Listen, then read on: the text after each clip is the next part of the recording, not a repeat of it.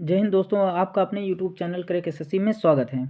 आज हम SSC CHSL में आए हुए प्रीवियस ईयर के सारे फिजिक्स के क्वेश्चंस को करने वाले हैं जो 2018, 19, 20 और 21 में आए हुए हैं। तो आप अंत तक बने रहें और ऐसे ही एग्ज़ाम ओरिएंटेड वीडियो पाने के लिए चैनल को सब्सक्राइब ज़रूर करें। तो चलिए चलते हैं क्वेश्चन फर्स्ट की तरफ। तो कह रहा है कि प्रकाशिकी में किसी पदार्थ का अपवर्तनांक सूत्र N = V/C से दर्शाया जाता है, जहाँ C निम्न है। तो इसमें इसका आंसर हो जाएगा ऑप्शन डी, निर्वात में प्रकाश की गति। अब आप देख रहे हैं कि यहाँ एसएससी सीएचएसएल 2021 एग्ज़ाम 24/5/2022 को जो शिफ्ट फर्स्ट में हुआ था वो उसका क्वेश्चन है। तो आगे देखते हैं कि प्रश्न दूसरा कह रहा है कि एम्पियर के संबंध में सही कथन की पहचान करें। तो इसमें से हो जाएगा ऑप्शन डी कि 1 कूलाम आवेश प्रति सेकंड के प्रवाह से 1 एम्पियर बनाता है। ये भी एसएससी सीएचएसएल 2021 एग्ज़ाम जो 24/5/2022 में हुआ था शिफ्ट थर्ड का ये क्वेश्चन है। आगे देखते हैं प्रश्न तीसरा कि निम्नलिखित में से किस प्रकार का विकिरण लगभग 300 GHz से 3 kHz की आवृत्ति या समतुल्य लगभग 1 मिलीमीटर से 100 किलोमीटर तक की तरंग वाले विद्युत चुम्बकीय स्पेक्ट्रम के एक भाग को निर्दिष्ट करता है। तो इसका आंसर हो जाएगा रेडियो तरंगे। इसका आंसर क्या हो जाएगा? रेडियो तरंगे हो जाएगा। ये भी एसएससी सीएचएसएल 2021 में पूछा गया है। तो ये प्रश्न चौथा है कि इनमें से किस स्थिति में बल्ब में धारा प्रवाहित होना बंद हो जाती है। तो इसका ऑप्शन हो जाएगा डी, परिपथ टूट जाने पर। इसका ऑप्शन हो जाएगा परिपथ टूट जाने पर। आगे देखते हैं कि प्रश्न पांचवा है कि विद्युत चुम्बकीय स्पेक्ट्रम प्रकाश की पूरी श्रृंखला का वर्णन करता है, जिसे आमतौर पर तरंग दैर्ध्य के क्षेत्रों में और ऊर्जा और आवृत्ति में विद्युत वृद्धि के क्रम में विभाजित किया जाता है। तो इसका ऑप्शन हो जाएगा डी, 7।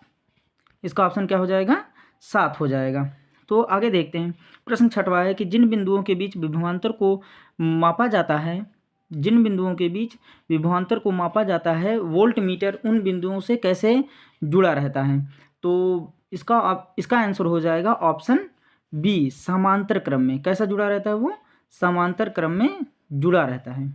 समांतर क्रम में वो जुड़ा रहता है। आगे देखते हैं प्रश्न सातवां है कि किसी प्रतिरोध में जब प्रतिरोध को दुगना कर दिया जाता है तो धारा का क्या होता है।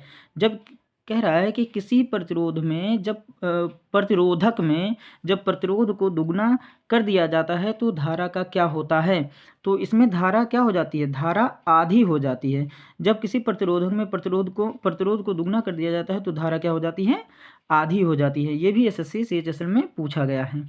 आगे देखते हैं प्रश्न आठवां कि किसी वस्तु को ऊपर और नीचे उठाना, सेना की किसी परेड और किसी भारी वस्तु का स्वतंत्र रूप से गिरना आदि सभी किस गति के उदाहरण हैं। तो ये कैसे उदाहरण हैं? बी हो जाएगा ऋजु रेखीय गति। कैसे उदाहरण हैं? ऋजु रेखीय गति हो जाएंगे। आगे हैं प्रश्न 9वां कि 1820 में किसने खोज की थी कि विद्युत धारा नज़दीकी चुंबकीय सुई को गतिमान करती है और इस प्रकार उन्होंने विद्युत चुंबकत्व की खोज की। तो वो कौन थे? बेंजामिन फ्रैंकलिन थे। वो कौन थे? बेंजामिन फ्रैंकलिन थे। आगे देखते हैं कि प्रश्न 10वां है कि भाप आसवन की तकनीक का उपयोग करके किस प्रकार के पदार्थों को अलग किया जाता है। तो ऑप्शन डी हो जाएगा भाप वाष्पशील पदार्थ। क्या हो जाएगा? भाप वाष्पशील पदार्थ हो जाएगा। आगे देखते हैं प्रश्न 11वां है कि 1800 ईस्वी में विद्युत का एक विश्वसनीय स्रोत प्रदान करने वाले कुछ पहले उपकरणों में से एक पावर बैटरी का आविष्कार किसने किया था। तो ऑप्शन सी हो जाएगा एलेसेंड्रो वोल्टा हो जाएगा। आगे देखते हैं कि प्रश्न 12वां कि बाथरूम के शीशे तथा झील पर होने वाला परावर्तन और चश्मे पर पड़ने वाली चमक किस प्रकार के परावर्तन के उदाहरण हैं। तो ये कौन से परावर्तन के उदाहरण हैं? परावर्तक माने स्पेकुलर परावर्तन। ये कौन से परावर्तन है? स्पेकुलर परावर्तन है। आगे देखते हैं, ये भी एसएससी सीएचएसएल में आया हुआ है। कह रहा है दिया गया समीकरण संबंध का वर्णन करता है। S equal to u t plus half a t square, ये किसका वर्णन करता है? तो स्थित समय का। किसका वर्णन करता है? ये स्थित समय का वर्णन करता है। आगे देखते हैं, ओम के नियम को दर्शाने वाले सूत्र की पहचान कीजिए। तो ये कौन सा हो जाएगा? v equal to A into ohm हो जाएगा। कौन हो जाएगा? Option A, v equal to A into ohm हो जाएगा। आगे देखते हैं कि प्रश्न 15 है, कह रहा है कि दो बिंदुओं के बीच विभवांतर ज्ञात करने के लिए सूत्र की पहचान करें। तो ये हो जाएगा A W equal to V equal to W upon Q. आगे देखते हैं, ये भी एसएससी सीएचएसएल में 2021 में एग्जाम में आया हुआ है। तो वीडियो अगर आपको पसंद आए तो वीडियो को लाइक ज़रूर करते रहें। आगे देखते हैं, कह रहा है कि प्रश्न 16वां कि धातु के तार में बहने वाली धारा और उसके टर्मिनलों के बीच विभवांतर के बीच के संबंध का पता किसने लगाया था? तो ये थे जॉर्ज साइमन ओम थे, जॉर्ज साइमन ओम। आगे देखते हैं, ये भी एसएससी में आया हुआ एग्जाम क्वेश्चन है। आगे कह रहा है कि प्रश्न 17 कह रहा है 1928 में किसने खोज की थी कि जब रंगीन प्रकाश की किरण किसी द्रव में प्रवेश करती है तो उस द्रव द्वारा प्रकीर्णित प्रकाश का एक हिस्सा अलग रंग का हो जाता है। तो ये किसने किया था? सी है सीवी रमन ने। सीवी रमन जो है वो हमारे ही इंडियन हैं, वो इंडिया के ही हैं। तो ये भी SSC CHSL 2021 exam 10/6/2022 shift first में आया हुआ है। आगे देखते हैं, कह रहा है दाब मापने के लिए एसआई इकाई क्या है? तो ये सबको पता होगा कि दाब मापने के लिए एसआई इकाई क्या है? पास्कल है। तो आगे देखते हैं, ऐसे भी क्वेश्चंस हैं जो इकाई मात्रक से भी पूछे गए हैं। आगे कह रहा है कि किसी वस्तु के जड़त्व को उसके डैश द्वारा मापा जाता है। तो किसके द्वारा मापा जाता है?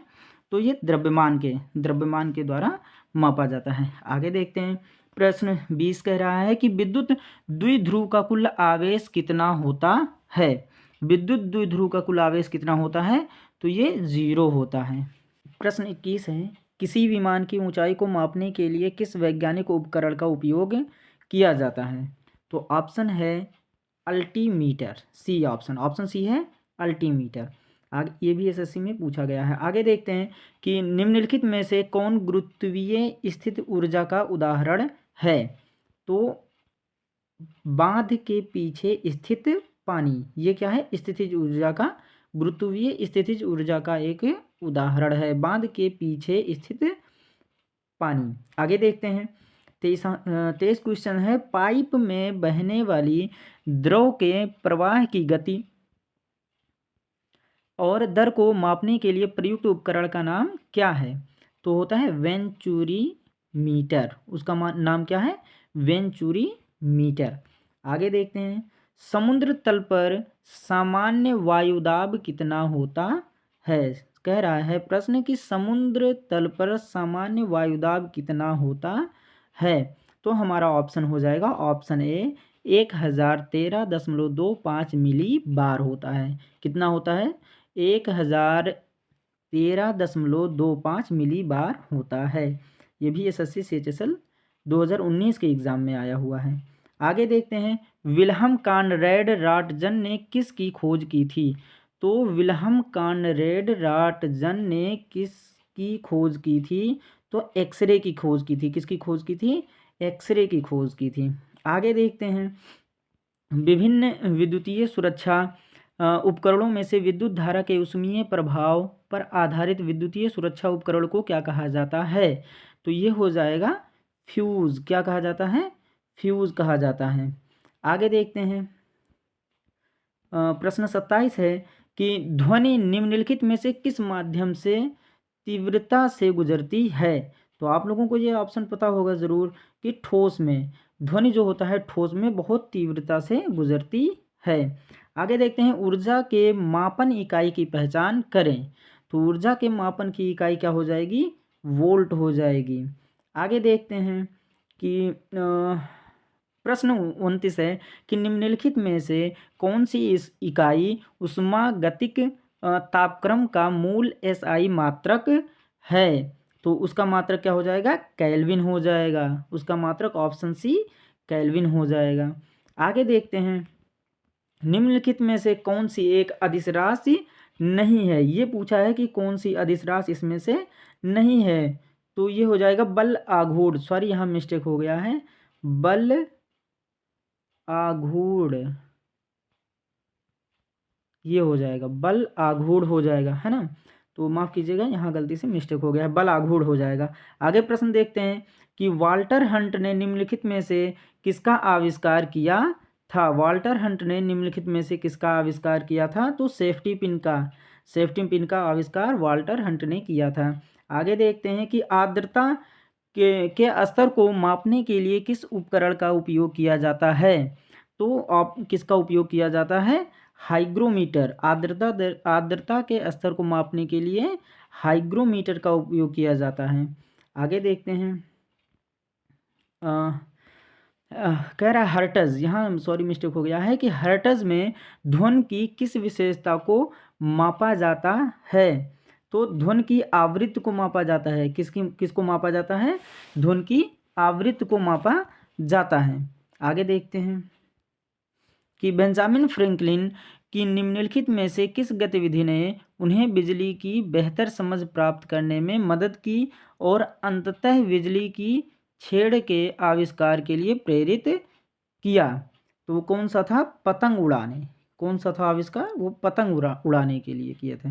आगे देखते हैं कि हर्ट्ज किस का अंतर्राष्ट्रीय मान मात्रक है। हर्ट्ज किसका अंतर्राष्ट्रीय मान मात्रक है, तो आवृत्ति का। ये भी आप लोगों को पता होगा। तो आप लोग देख रहे हैं कि एसआई मात्रक से कई क्वेश्चंस पूछे गए हैं, तो उसको भी आप लोग याद कर लेंगे। और ये इम्पॉर्टेंट, बहुत इम्पॉर्टेंट है, क्योंकि ये एग्ज़ाम में आए हुए हैं और एसएससी एग्ज़ाम प्रीवियस ईयर के क्वेश्चंस एग्ज़ाम में ज़रूर डालता है। तो आप लोग इस वीडियो को लाइक ज़रूर करें और सब्सक्राइब इस चैनल को कर लें, क्योंकि इससे ऐसे ही वीडियो आपको मिलते रहेंगे। तो आगे देखते हैं कि अल्बर्ट आइंस्टीन को वर्ष डैश में नोबेल पुरस्कार दिया गया था। तो अल्बर्ट आइंस्टीन को किस वर्ष में पुरस्कार दिया गया था, तो ऑप्शन हो जाएगा 1921 में अल्बर्ट आइंस्टीन को भौतिकी के लिए पुरस्कार दिया गया था। आगे देखते हैं कि विद्युत प्रतिरोध की एसआई इकाई क्या है। तो विद्युत प्रतिरोध की एसआई इकाई है ओम। विद्युत प्रतिरोध की एसआई इकाई क्या होती है, ओम होती है, ये आप लोगों को पता होगा। आगे देखते हैं कि प्रकाश की किरणें आँखों के सामने जिस बाहरी और पारदर्शी संरचना से होकर आँख में प्रवेश करती हैं उसे क्या कहते हैं, तो श्वेत पटल कहते हैं, कॉर्निया कहते हैं। उसे क्या कहते हैं, कॉर्निया कहते हैं। आगे देखते हैं कि ये है रेडियो धर्मिता की एसआई इकाई क्या है। रेडियो धर्मिता की एसआई इकाई क्या है, तो ये होता है बैकेरल। क्या होता है, बैकेरल। ये बहुत अच्छा इंपॉर्टेंट क्वेश्चन है, इसको ज़रूर याद करेंगे। तो आगे देखते हैं, आखिरी क्वेश्चन है ये, प्रश्न 40 है कि निम्नलिखित में से तापमान की एसआई इकाई कौन सी है। तो ये हो जाएगा केल्विन। क्या हो जाएगा, केल्विन हो जाएगा। तो आप लोग देख रहे हैं कि एसआई इकाई से बहुत सारे क्वेश्चंस पूछे गए हैं, और फिर ये इतने ही थे जो 2018, 19, 20 और 21 में सारे क्वेश्चंस हमने कवर कर लिए। फिजिक्स का हमें लगता है कि वेटेज बहुत कम देता है, लेकिन फिर भी इम्पॉर्टेंट है ना, क्योंकि एक एक क्वेश्चंस एग्ज़ाम के लिए बहुत इंपॉर्टेंट होते हैं। तो आप लोग इस चैनल को ज़रूर सब्सक्राइब करें, और ऐसे ही वीडियो आपको मिलते रहेगी। और नेक्स्ट वीडियो में आपको केमिस्ट्री का पार्ट करवाया जाएगा। तो देखते हैं, उसमें भी 2018, 19, 20 और 21 के सारे क्वेश्चंस कवर किए जाएंगे। तो आप लोग इस चैनल को सब्सक्राइब ज़रूर करें, लाइक करें, शेयर करें।